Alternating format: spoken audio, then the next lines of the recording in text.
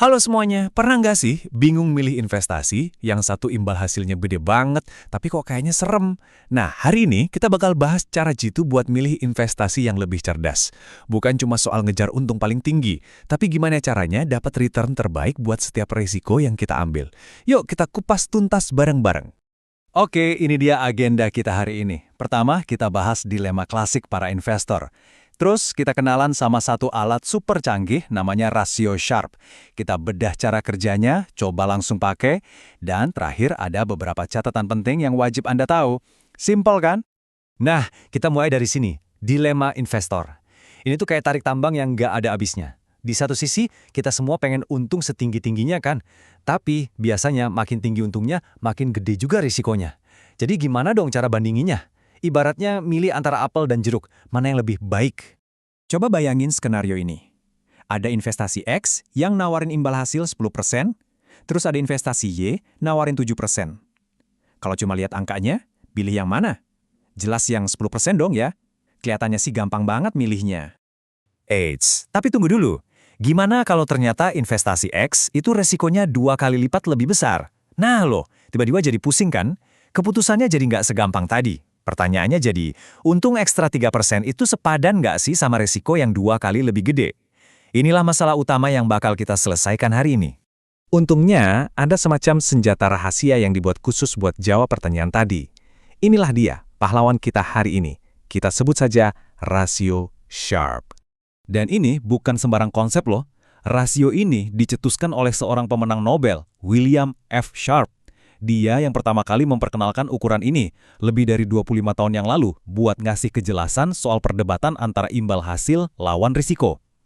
Dan sejak saat itu, ini jadi standar di dunia investasi. Keren kan? Jadi, apa sih rasio Sharpe itu?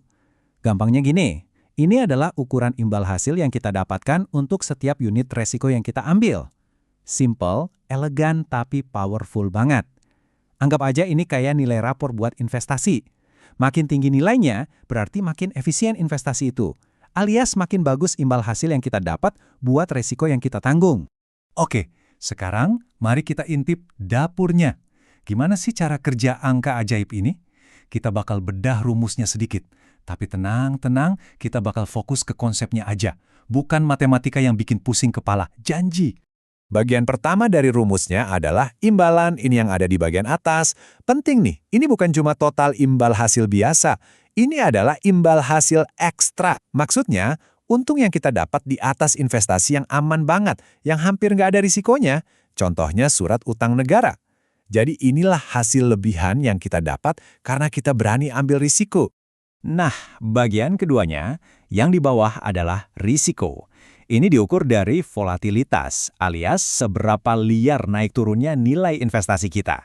Anggap aja ini modal atau biaya yang kita bayar dalam bentuk deg-degan buat dapatin hasil tadi. Jadi simpelnya, imbalan dibagi risiko. Yang keren dari rasio Sharpe ini, dia bisa dipakai buat dua hal.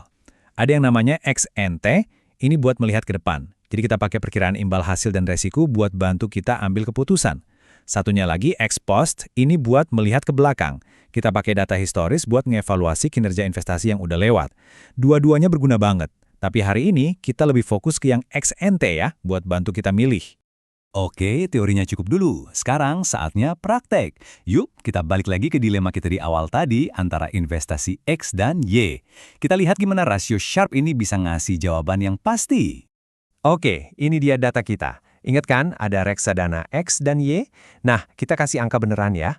Dana X, perkiraan imbal hasilnya 5% dengan standar deviasi atau risikonya 10%. Terus dana Y, yang kelihatannya lebih menggiurkan, imbal hasilnya 8%, tapi risikonya juga 2 kali lipat, 20%. Dan kita anggap aja ada investasi bebas risiko yang ngasih imbal hasil 3%. Dan inilah momen penentuannya. Kita hitung bareng-bareng. Buat dana X, imbal hasil ekstranya kan 5% dikurangi 3%, jadi 2%.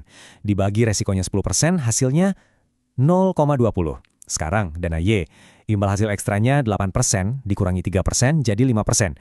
Dibagi resikonya 20%, hasilnya 0,25. Tuh kan, walaupun resikonya lebih gede, ternyata dana Y ngasih imbal hasil yang lebih baik buat setiap unit resikonya. Jelas banget pemenangnya. Nah, grafik ini ngejelasin kenapa hasilnya bisa begitu. Lihat deh, garis ini nunjukin imbal hasil versus resiko. Makin curam garisnya, artinya makin bagus rasio Sharpe-nya. Jadi kalau kita ambil tingkat resiko yang sama, misalnya di titik K itu, strategi Y jelas ngasih imbal hasil yang lebih tinggi. Intinya, kita dapat hasil lebih banyak dengan modal resiko yang sama. Mantap! Tapi kok bisa skorful itu ya? Nah, rahasianya ada di konsep yang namanya strategi investasi nol. Ini konsep kunci banget yang bikin rasio Sharpe ini adil. Nggak peduli seberapa banyak uang yang kita investasikan. Cara kerjanya gini, coba bayangin. Langkah 1, kita beli reksadana pilihan kita, misalnya senilai $100. Langkah 2, di saat yang sama, kita jual kosong atau pinjam aset bebas risiko senilai $100 juga. Nah, karena beli dan pinjamnya sama besar, investasi bersih kita jadi nol kan? Rasio Sharpe itu sebenarnya ngukur kinerja dari strategi unik ini. Jadi, seberapa bagus performa investasi kita setelah dikurangi biaya pinjaman bebas risiko itu. Tapi, seperti semua alat hebat lainnya, rasio Sharpe ini juga nggak sempurna. Dia sangat berguna, tapi kita juga harus tahu batasannya. Biar apa? Biar kita bisa pakai alat ini dengan lebih bijak. Ada beberapa hal yang perlu kita ingat. Pertama, rasio Sharpe ini cuma sebagus data yang kita pakai. Data masa lalu kan nggak menjamin masa depan. Kedua, rasio ini nggak ngasih tahu kita gimana investasi ini bakal cocok atau nggak sama investasi kita yang lain di portofolio. Bisa jadi ada investasi dengan rasio lebih rendah, tapi justru bagus buat penyeimbang. Dan yang terakhir, ini alat buat membandingkan. Angka 0,25 itu sendiri nggak berarti bagus atau jelek, tapi itu lebih baik dari 0,20. Paham ya? Jadi, intinya apa? Poin paling pentingnya adalah ini. Saat kita mengevaluasi investasi, kita harus melihat risiko dan imbal hasil secara bersamaan. Jangan cuma silau sama angkanya doang. Rasio Sharpe ini ngajarin kita buat mikir kayak gitu. Nah, jadi lain kali Anda lihat ada berita heboh soal investasi dengan imbal hasil tinggi, pertanyaan pertama yang muncul di kepala Anda apa? Mudah-mudahan bukan lagi, wah beli di mana nih, tapi oke, untungnya segitu, risikonya seberapa besar? Nah, itu baru investor cerdas. Sekian dulu bahasan kita kali ini.